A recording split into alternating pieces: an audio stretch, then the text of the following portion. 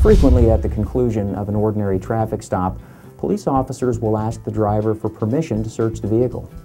Other times, officers may arrive at an apartment in response to a simple noise complaint, but before leaving, they ask the resident for permission to step inside and have a look around.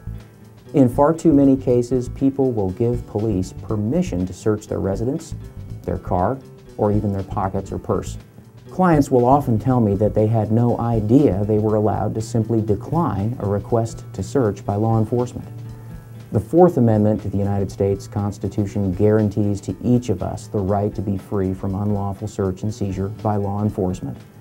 In the absence of a search warrant, officers must have valid probable cause to search any given area or location.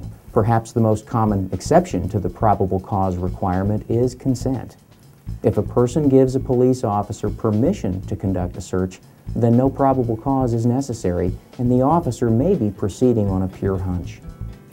However, if a person politely but firmly declines an officer's request for consent to search, the officer must be able to articulate valid probable cause.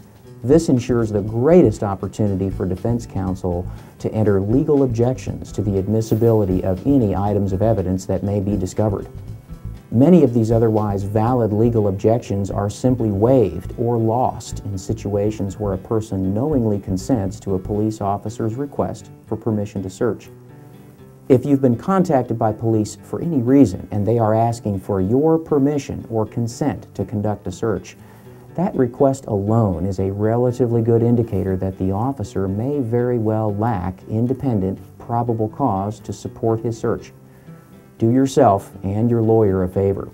Politely but firmly decline any request by law enforcement for permission or consent, then his search must be premised upon valid probable cause, and your lawyer will have the greatest opportunity to argue against the admissibility of any evidence that the officer may have unlawfully discovered.